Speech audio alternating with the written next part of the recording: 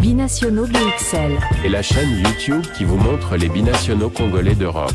Les binationaux de Belgique, France, Allemagne, Grande-Bretagne, etc.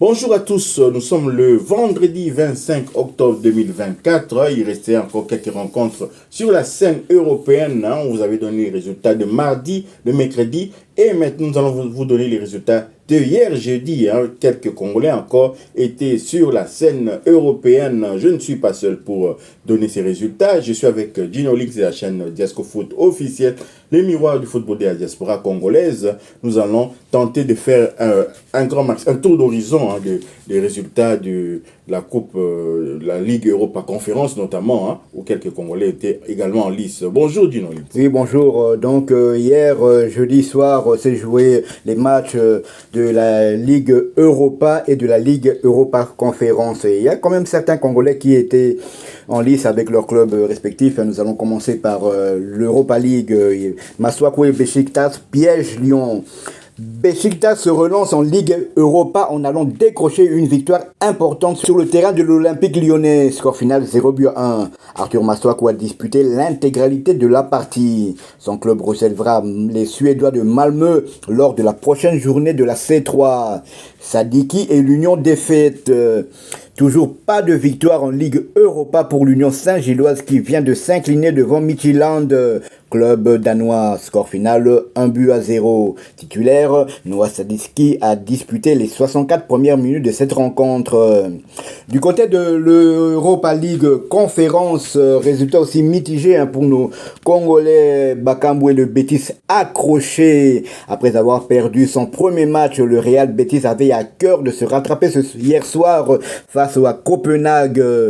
Malheureusement, les Verdi Blancs ont été tenus en échec par l'équipe danoise. Score final 1-partout. Titulaire, Cédric Bakambu a été remplacé à la pause par précaution. Bakambu avait une contracture qui pourrait entraîner une blessure, mais nous l'avons peut-être évité en le sortant, a déclaré son entraîneur Manuel Pellegrini.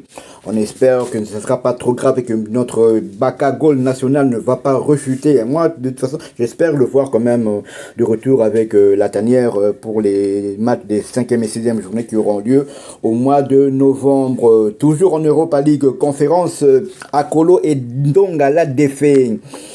Pourtant, devant au marquoir 1-0 à la pause, le FC Saint-Gall de Shadrack Akolo s'est incliné lourdement à domicile face à la Fiorentina. Score final 2-4. De retour de blessure, l'attaquant congolais est monté à la 67e minute de jeu. De l'autre côté, Dieu merci, Ndongala et la Pôle FC ont été battus par le FC Borach. Score final 0-1. Titulaire, l'ailier congolais est sorti à la 66e minute. Toujours en Europa League Conférence, victoire du Legia Varsovie en Tchéquie face à Baka Topola et Bapolipe. Score final 0-3. Le binational franco-congolais Steve Kapwadi était titulaire en défense centrale et a disputé l'entièreté de la rencontre. On rappelle que Steve Kapwadi est toujours éligible pour évoluer avec les Léopards de la République démocratique du Congo. Prochaine journée, les Polonais recevront les Dynamo Minsk le jeudi 7 novembre dans le cadre de la 3e journée de l'Europa League Conférence. Voilà en gros un peu le tour d'horizon des prestations de nos Léopards, qui est peut-être des futurs Léopards aussi, qui ont joué hier jeudi en Conférence League et en Europa League. En gros, on peut dire que c'était catastrophique. Donc pour Kapwadi, les prochains adversaires, c'est les Dynamo Minsk de la Biélorussie. Il faut préciser, la Biélorussie qui est quand même plutôt alliée avec la Russie. Je me demande comment ils peuvent jouer. C'est quand même bizarre. Donc voilà. C'était des résultats, on peut dire, catastrophiques quand même pour nos internationaux, surtout pour l'Union Saint-Gilloise. C'est un peu dommage parce que cette formation commence à régresser un peu. Je ne sais pas, peut-être que comme ils sont en partenariat avec le club anglais de Brighton, et peut-être qu'il n'y a pas eu vraiment une moisson de cette saison, hein, des joueurs prêtés qui pourraient permettre à cette équipe de maintenir son niveau d'il y a 1 ou 2 ans comme ça. Et il y avait quand même des joueurs comme de Undav, des joueurs comme Adingra, l'Ivoirien, et même à présent maintenant, même en championnat, ils ont un peu du mal. Donc voilà, hein, c'était intéressant de pouvoir voir ces informations, parce que les Léopards de la RDC vont livrer quand même les 2 dernières rencontres des éliminatoires de la CAN 2025. Hein, ça va commencer entre le 11 novembre et le 19, je pense, hein, à Kinshasa. On va recevoir l'Éthiopie. On va d'abord se rendre du côté de la Côte d'Ivoire sur terrain neutre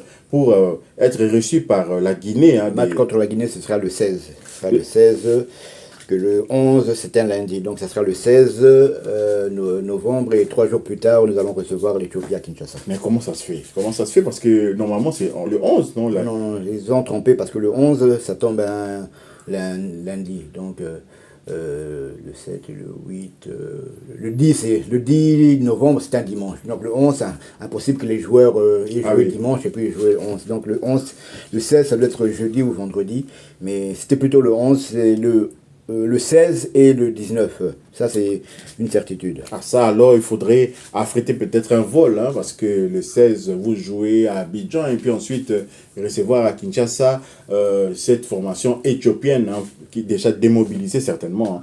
Hein. On verra ce qui va se passer lors de la 5e journée, hein, parce que la RDC est déjà qualifiée, et maintenant, on est en train de regarder quel pays va pouvoir accompagner la RDC. Pour le moment, c'est la Guinée qui tient la corde, et la Guinée peut-être voudra s'assurer déjà peut-être un avantage avant de se rendre du côté de Mkapa Stadium en Tanzanie, hein, pour être reçu par la Tanzanie. Justement, ça sera vraiment une véritable finale. Donc la RDC va essayer de maintenir ses buts vierges, hein, toujours des clean sheets.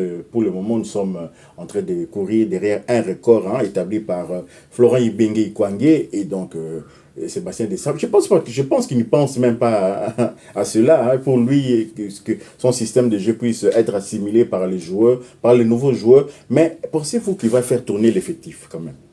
J'espère qu'il va faire tourner l'effectif et donner du temps de jeu à ceux qui n'en ont pas, notamment des joueurs comme Dylan Batoubilseka. C'est vrai qu'il joue en club, mais en équipe nationale, c'est un peu compliqué depuis la CAN. Donc, il n'a pas encore joué la moindre minute. Il y a des joueurs comme Rocky Boucher qui n'ont pas encore joué la moindre minute en match officiel. Il pourrait donner du temps de jeu à Peter Kioso, voire même la pépite de Lyon du côté de Lille, Ngalael Moukao. Voilà, il y a encore d'autres joueurs qui pourraient avoir du temps de jeu.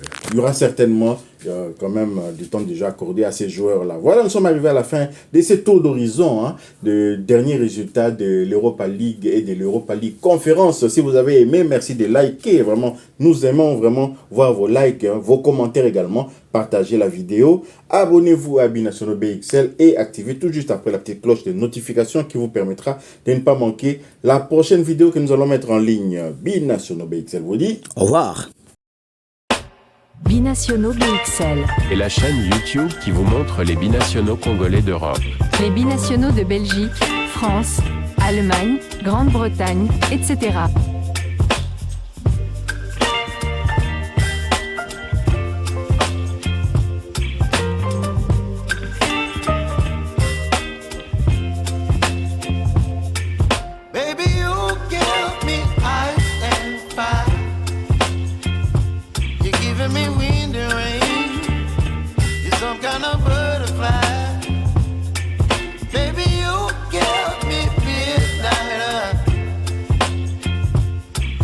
My appetite, don't leave me here high and dry.